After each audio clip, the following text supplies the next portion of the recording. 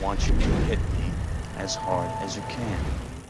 Robin Williams is a perennial favorite to young and old, inside and outside of the movie and comedy industries. He was an uncaged cartoon on the stand-up stage, a frenzied force on the silver screen, a ceaseless champion for philanthropic efforts. On the anniversary of his tragic, unforeseen suicide, we remember Robin Williams.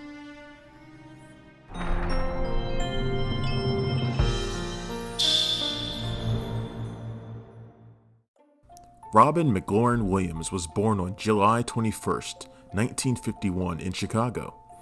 He grew up just outside of the city, spending a lot of time alone and playing with toy soldiers.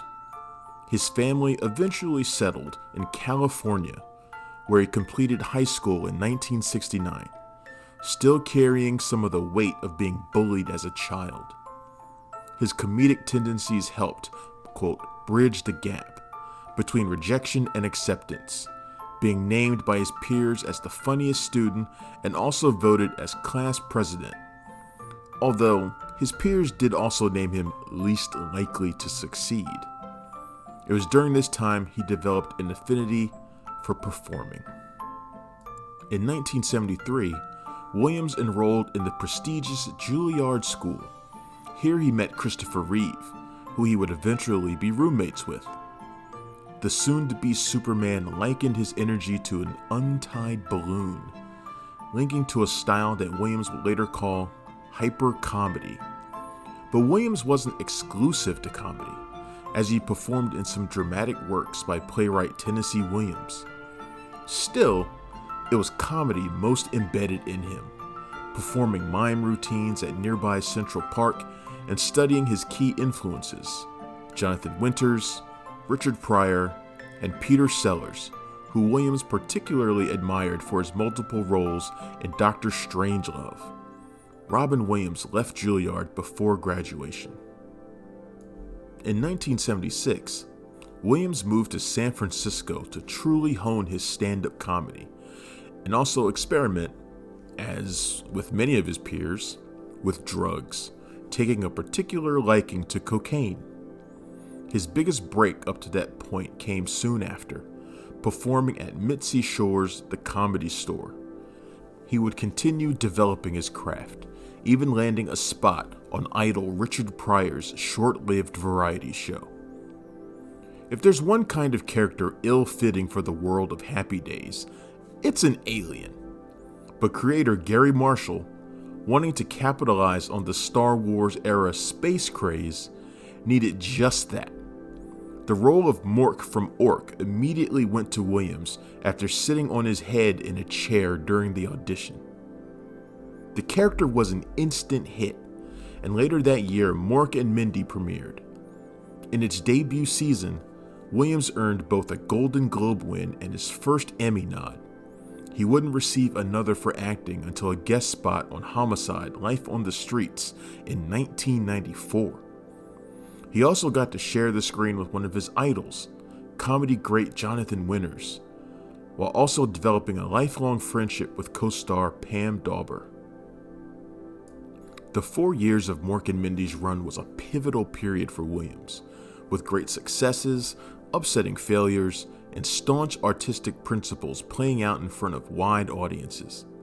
Regarding the latter, low-tier studio Dauntless Productions re-released Williams' so-called first movie, Can I Do It?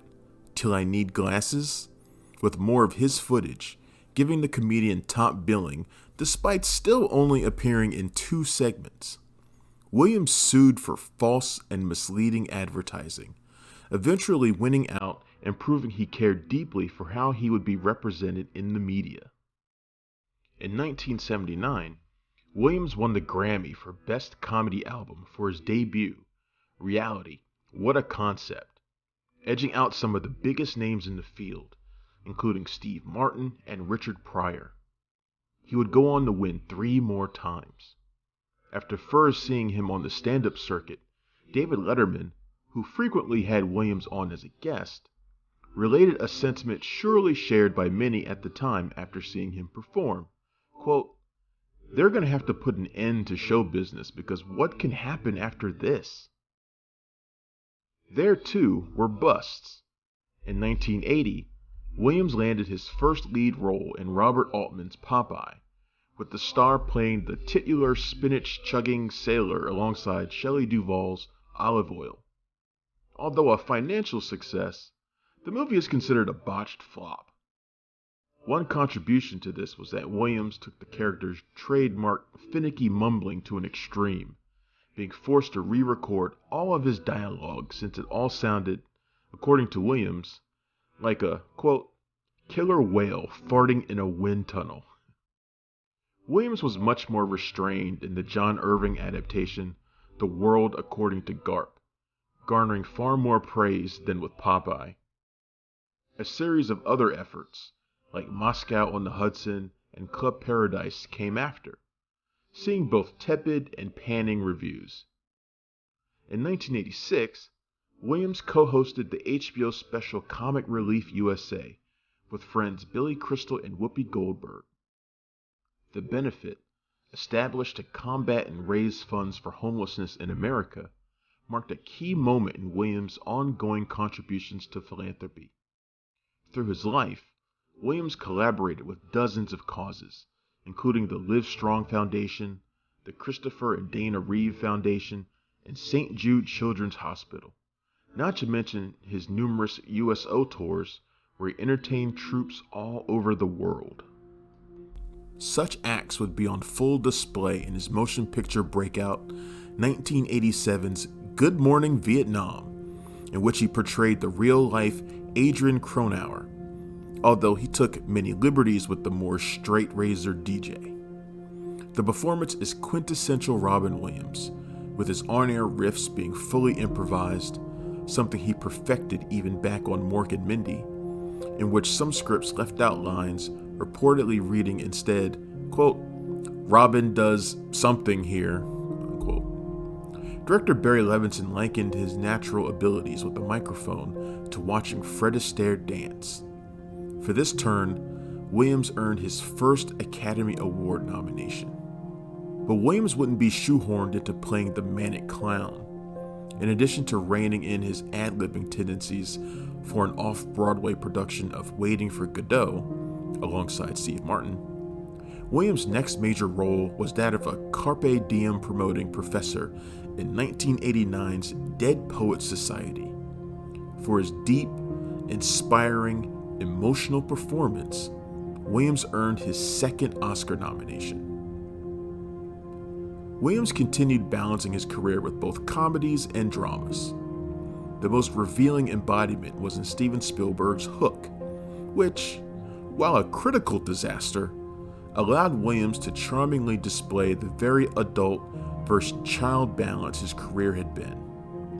That same year, he earned his third Academy Award nomination for Best Actor, playing a mentally unsound homeless man in Terry Gilliam's The Fisher King, serving as something of a tribute to the cause of his comic relief contributions. It was his most beautiful performance to date, with Gilliam reflecting, quote, the thing with Robin is he has the ability to go from manic to mad to tender to vulnerable. Interestingly, considering his voice is such a distinct part of his entire essence, Williams hadn't done any voiceover work in his movie career. That changed in 1992 with both Fern Gully, The Last Rainforest, and what would become one of his signature roles, Genie, in Disney's Aladdin. Williams was convinced to take the role after seeing animation set to his own stand-up routines and, like his Mork and Mindy audition, soon turned the whole process on its head. In a highly unprecedented approach, Williams recorded all of his voice work before the animation was complete, forcing the Disney animators to develop scenes around his improvisation sessions and his 50-plus characters therein. In another instance of Williams standing up for art over commerce, he refused to be a shill for marketing toys and merchandise, insisting Disney not use him to sell tie-ins or his character on more than a quarter of the promotional materials. In good faith, he would take less than 1/10 of his going rate salary.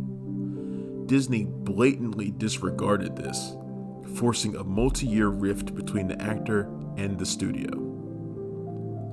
Coupled with some of the most exquisite voice work in animation history and even an Oscar-nominated song, the show-stopping Friend Like Me, Williams as Genie marked a major transition of using celebrities as voice talent. Today, you won't find a major Hollywood animated film without a marquee name attached. The early 90s saw Williams teaming with major directors like Penny Marshall for Awakenings, Kenneth Branagh for Dead Again, and, again, Barry Levinson for Toys. In 1993, he took the title role in Mrs. Doubtfire for Chris Columbus. While he wasn't changing the face, literally, of cross-dressing comedies, he was phoning up friend Steven Spielberg during production of Schindler's List, doing routines to help console and cheer up the director as he made his most personal and devastating picture. This wasn't abnormal, as Williams was a constant supporter of his pals and collaborators. He would land Ethan Hawke, who he worked with on Dead Poets Society, his first agent, and also tried to help Mrs. Doubtfire co-star Lisa Jacob get back in good graces with her high school after she had to skip classes to be in the movie. A string of titles, both box office champs like 1995's Jumanji and 1996's The Birdcage, and critical duds like 96's Jack and 97's Father's Day, followed. In 1997, Williams played grieving, giving, seasoned therapist Sean Maguire in the Matt Damon, Ben Affleck penned Good Will Hunting. The performance, one with emotional fervor, textured character, and heartfelt monologues, was the most heralded of his career. For it, Williams won his first and only Academy Award for Best Supporting Actor. Williams, like so many, hit a post-Oscar slump, starring in Patch Adams, Jacob the Liar, Bicentennial Man, and Richard Matheson adaptation What Dreams May Come. One lesson, however, that Williams took with him from the film was, quote, that every moment in life is precious, that the gifts of your relationships with others, don't miss it.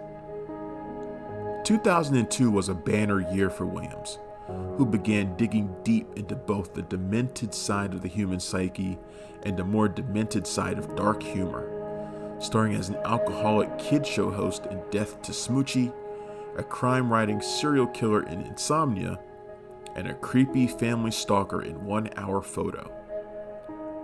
It was around this time, while filming in Alaska for The Big White, that Williams got back into alcohol. Williams had a history with abusive substances. While he heavily used cocaine, what he called, quote, God's way of telling you you've made too much money, in the 70s, he quit immediately in 1982 upon the overdose death of John Belushi, who Williams spent part of that fateful day with.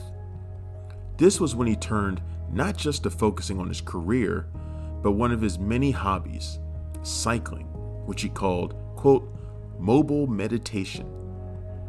Another notable hobby Williams took to was video games, even naming his only daughter, Zelda, after his affinity for The Legend of Zelda.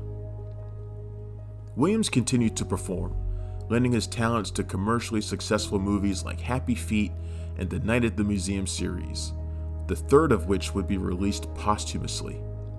His final movie released before his death would be The Angriest Man in Brooklyn. Out the same month, his television series, The Crazy Ones, aired its last